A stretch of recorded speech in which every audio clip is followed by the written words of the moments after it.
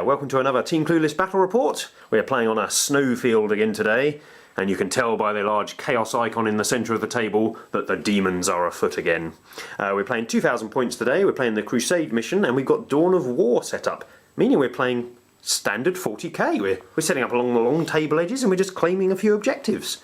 So we've rolled for table edges, and Paul is playing Dark Angels today, and he has got this table edge along here.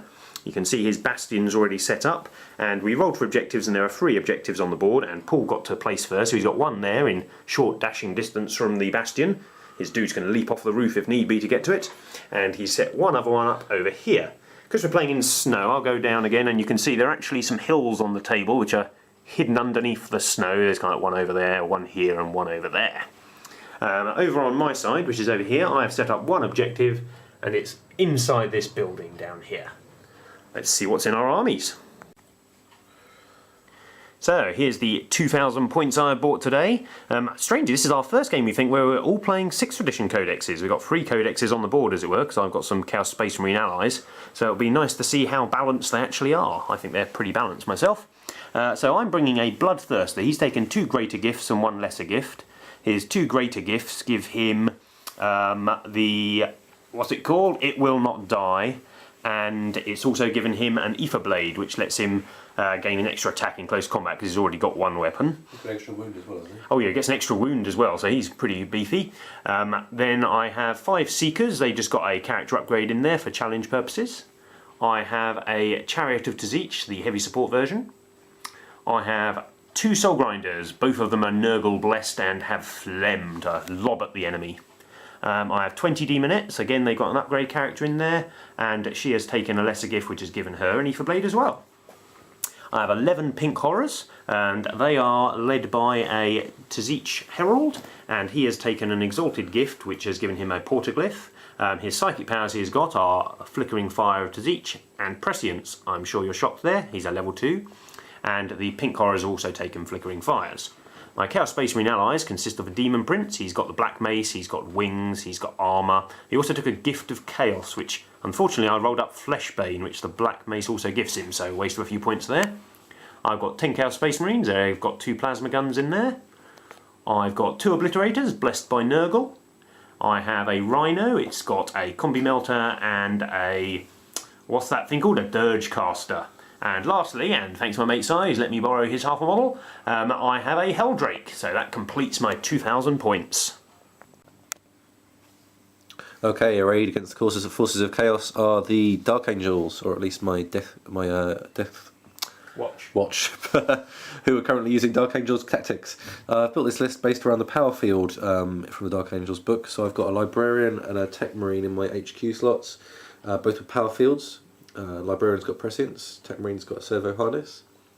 In the elite slots, I have a full squad of company veterans armed with trained swords and flamers, and a Dreadnought with 2 twin-linked autocannons.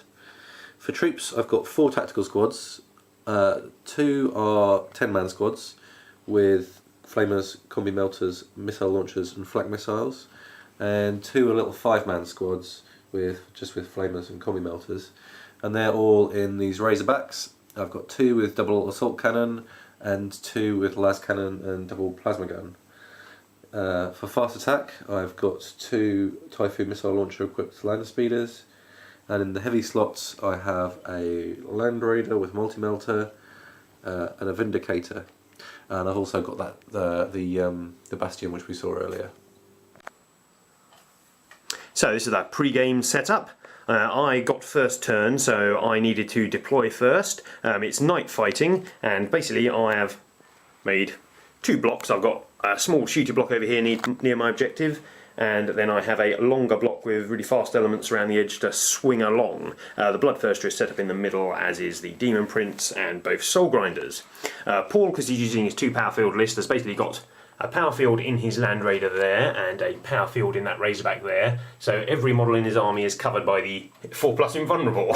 That will be fun. Let's see what happens when he tries to steal the initiative. He needs a 6 on top of the chaos icon. Yes! Can you bloody believe it? Deathwatch turn 1. Seizing the initiative, we decided we'd turn all of our guns on the Bloodthirster before it could take to the skies. We prescienced the Vindicator, but then fired the Bastion and its contents, the 2 land speeders, and he died. And he died, yes, that was it, that was all I needed. I thought I was going to need more, which left me with some more las cannons from the Land Raider and the Razorbacks to shoot over at the big Soul Grinder, but that didn't do anything.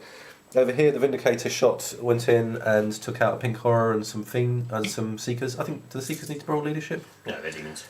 And failed to damage the Soul Grinder. And then this Lasplaz here managed to shake the Soul Grinder, which it ignored, but it's taken a whole point.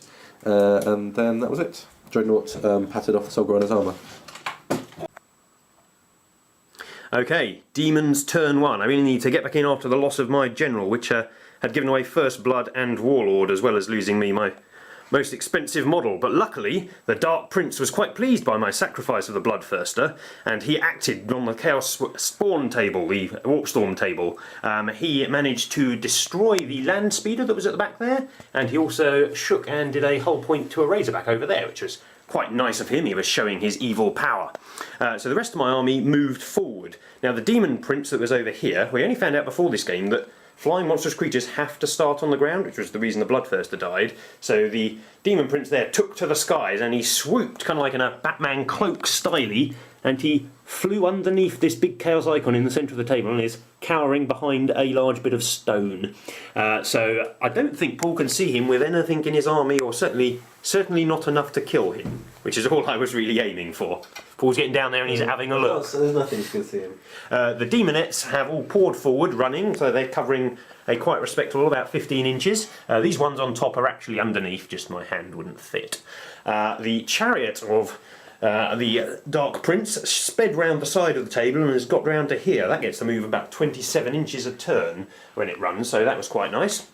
We fired our Soul Grinder's big pie plates. First one shot over here was trying to clip the Bastion, the Land Raider and the Land Speeder, but it scattered forward a bit and just hit the Land Speeder, immobilising it. But then the autocannon that's also mounted on the Soul Grinder opened fire and managed to destroy it, which is quite nice.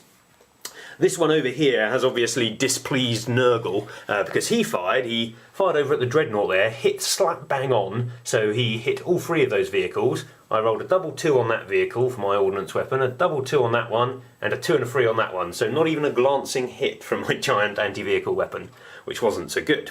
The Pink Horrors, on the other hand, fared much better. One of them swung out wide and got into the side arc of the Vindicator. Because the way the Pink Horrors work, you choose one of your models as your firing model, so I obviously chose him, cast my psychic power, and due to my Herald being in there, got 2d6 strength 6 hits and the prescience on it as well, so I managed to shake it. I did it free, but Paul made a couple of power fields. The first saves he's made of his power field all day. So we managed to shake that and do it a whole point, so it's not firing, which is the most important part. Other than that, I just pushed forward. My Chaos Space Marines have moved forward and popped smoke, using their Rhino to give cover to the Soul Grinder, and I'm really waiting my reserves, because I have my Helldrake and my Obliterators off the table at the moment, ready to come down and wreak havoc. Deathwatch turn 2. We continued to shoot loads of shots downfield, but we weren't nearly as effective with our shooting now that the sun had come up, bizarrely. All we managed to achieve this turn was 2 hull points on the smoke-covered Rhino, a hull point on the Chariot, and we managed to kill 2 Demonettes. And other than that, it was, we didn't really achieve a lot. There was lots of trying to shoot that soul Grinder was a big waste of time because of the shrouding and the ruin. Okay, let's see what happens on their turn 2. Demon turn 2. Obviously the Warp Storm table we rolled on, it had calmed in the warp after the death of the Bloodthirster and the Dark Prince's vengeance. There was no result this turn, so that was good for, well, whoever, who knows. The rest of my army pushed forward. The Demonettes ran underneath this large landing platform here and attempted a long-range charge onto this Rhino, but failed to do so, but they're still sitting around in nice bits of cover. The Helldrake arrived from reserve. The quad gun on top of the Bastion spat fire at him and managed to get a penetrating hit through, but luckily his invulnerable save managed to work. He then flamed all the people on top of it. 2 of them survived, but we have killed the missile launcher, and we need a leadership check. Oh yeah, we might They might leap off the side in a very cinematic fashion. They have leapt off the side in a cinematic fashion. Awesome. Can my dude land on top and do it? We'll come back and we'll do that after the video. So the chariot that was over there just moved in sideways. Unfortunately, the Land Raider and the Bastion are only hurtable by that model. The rest of my army is insignificant versus them because those 2 traitorous obliterators over there have stayed off the table with their melter guns. So the Demon Prince, who, if you remember, was hiding behind this big leg of this platform, sprinted forwards and launched himself at the Land Raider.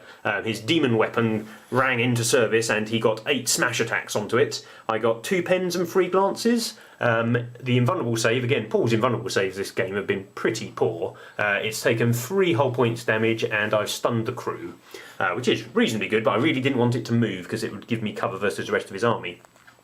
Moving on to the rest, the Soul Grinder over here managed to knock the weapon off this Razorback.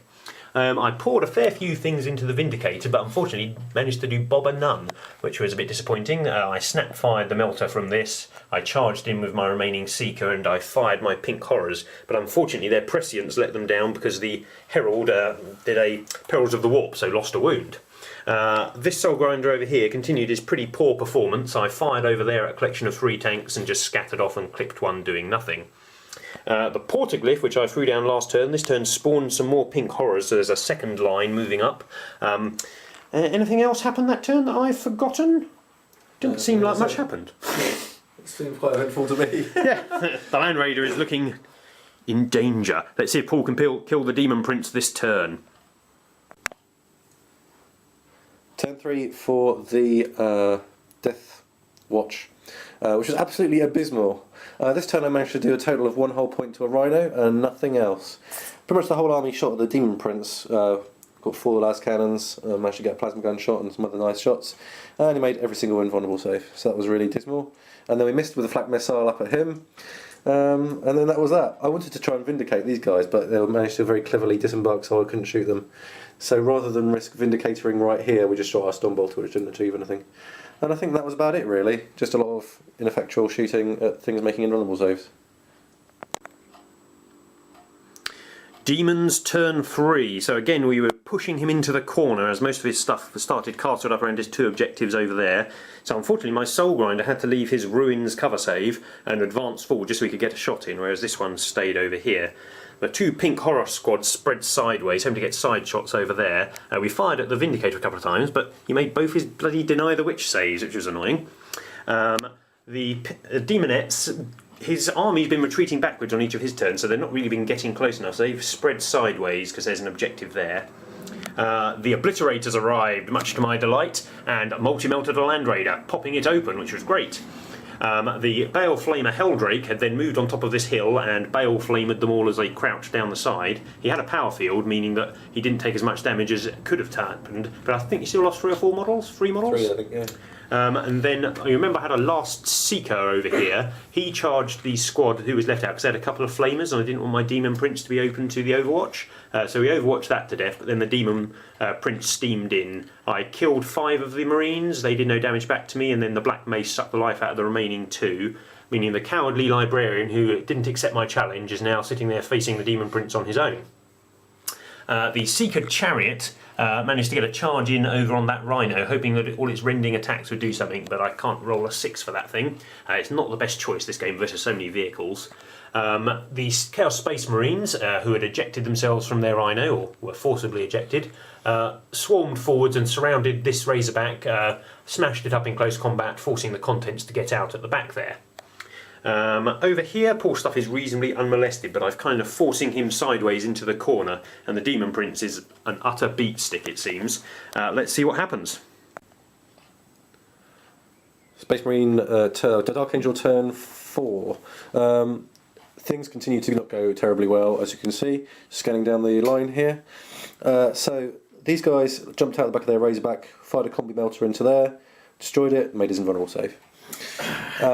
Story of Paul's game. The librarian got ate up by the demon prince before he could swing his force sword. I got out 2 combat squads here, including the Tech Marine, and we triple flamered and then assaulted the Chaos Space Marine. Chaos Space Marines. It's 5 versus 3 in that combat there. And I won a challenge with my sergeant. And he has now become a crusader. Most of my shooting, I shot at the obliterators and I managed to destroy one of them. And that was everything. That's all I achieved. Demons turn 4. So this turn, we forgot to mention last turn, after we finished the video we remembered that Paul hadn't fired his heavy bolters on his bastion, so one of them fired down and did what the melter gun could not do and took out the Slanesh chariot. The other one managed to kill one of the demonettes. In retaliation, the demonettes swept round the side of the bastion. That was not enough demonettes to save the tactical squad. The demonettes charged in on the tactical squad, and 40 odd rending attacks later there was no more tactical squad. That's a 12-inch charge as well. They did, they were quite impressive. I'm still loving the demonettes, they're just brilliant. Over here, this combat, I managed to kill one more stubborn marine, but they're still stubborn, unfortunately, so that combat is continuing. The Helldrake swept over here into hover mode and breathed fire down there where there was a big squad of marines led by a Tech Marine. He actually only did 1 wound to them. There is 1 left there. Both of the Soul Grinders fired their pie plates over in the Tech Marine's general direction. Because he had castled up to get the force field save, then I was hitting lots of stuff. I managed to crew stun the Vindicator so it couldn't fire, and I've knocked the weapon off and more hull points onto the Razorback.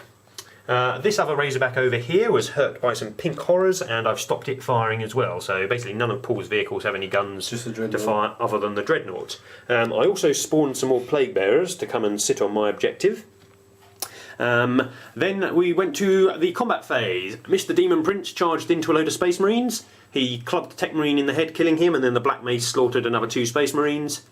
And that was the end of the turn, and we've called the game there because state of play at this moment is there's one objective over here, but I have this giant squad of demonettes who can easily get over there. There's the Demon Prince over there who's going to happily kill 2 Space Marines, and then I've still got some troops there, so probably likely to contest that between us. But I'm obviously going to score this one over here as well. I've got Line Breaker, you haven't, you've got First Blood, and we've both got Warlord. So way behind.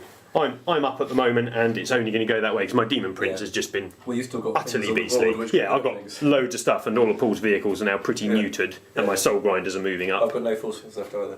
So, chat about the game. As usual, I was really pessimistic at the start after my Bloodthirster died. Yeah, the Bloodthirster kill was great. Yeah, but after that... After that, the Marines seemed to pack up and not stop trying, really. I mean, your first turn you rolled really well to hit and killed the Bloodthirster, but the 2 turns after that, your shooting did absolutely nothing. No. I mean, my invulnerable saves I was rolling awesomely on. 2 turns to kill a Rhino, and I also managed to do some, a couple of weeks of defense. Yeah, and that gave me a chance to get in. I was still quite worried that I couldn't really hurt any of the vehicles, because, I mean, look around the table, there's still 4 vehicles left, there's one here as well. And one behind there, so I'd actually only killed...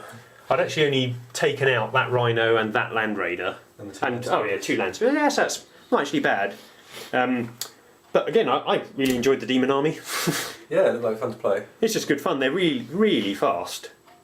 Yeah. They're a close combat army that can actually get to combat, which is good. I think that I quite like this army list, but I couldn't roll for shit after turn 1. So yeah, your power field's really bad the first 2 turns as well. Yeah. So I was glancing a lot of vehicles and stopping them doing much. Yeah. And once the Demon Prince got to Land Raider, he just went to town and just... Yeah, this piece of terrain here was just a complete nightmare, because he could get up, he got all the way up to there, completely out of line of sight, and then just had to do that. Yeah, just leapt forward and munched a Land Raider. That was awful. Yeah, I think the power fields were good, but they did force you to cast up, which would have worked if your shooting had been better the first 2 turns. You could have held your castling in that section where you'd put the 2 objectives. But because your shooting wasn't good enough, you ended up just retreating into the corner more, and that was forcing you to move every turn, reducing your firepower. Yeah, I think maybe the Las Plazas aren't that great for that because they can't move. Yeah, because you need to keep on shuffling for line of sights and stuff. I don't think they work that well with the power field. So I might go for either some double Las or maybe go just more assault cannons. I like the Bastion again. I was really struck. There was nothing I could really hurt it with. Yeah, once you'd taken the guys off the top, it wasn't very much firepower coming out.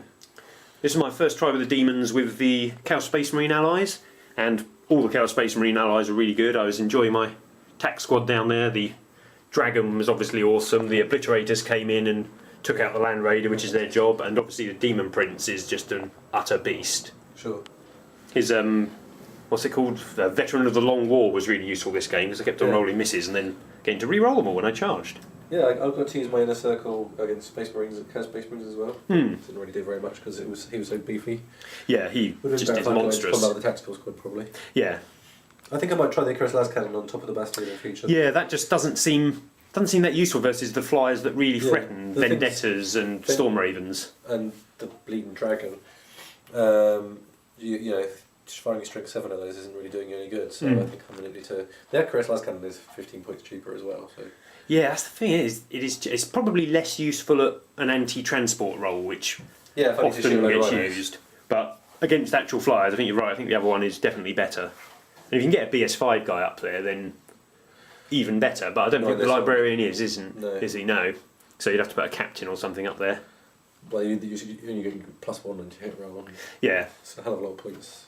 Just to fire a gun. Yeah. And as predicted... Well, Devastator's put up there, then you get the Allspec. Signum, yeah. Oh, Signum, sorry, yeah. Yeah, that's a good idea. So that might be something. Do Dark Angels get a Signum? I think they do. As predicted at the start of the game, 2 Space Marines did take a running leap off the side of the Bastion. Yeah. One of them made it to the bottom, but then... what happened to him? Slanesh. Oh yeah. Smited him. The Warp Storm table was not that interesting this game. It had a do nothing 1 turn, and the other 4 turns it did a Dark Prince first, which was very good for me, but just not that interesting. I was hoping for some +1 invulnerable saves and stuff. Devastator squad does get a Signum. Oh, maybe that's a good idea for the future. If I want to spend a lot of points, I can give them a whole load of guys with flak missiles as well. It depends how anti-air I feel I need to be. Yeah, your flak missiles are again disappointing. The one shot's just so unreliable, isn't it? Yeah, I missed them quite a few times. Yeah, I think you missed both times you fired at the Helldrake with it. Yeah. Which is always sod's law. Okay, well we're off to play another game now, so see you next video.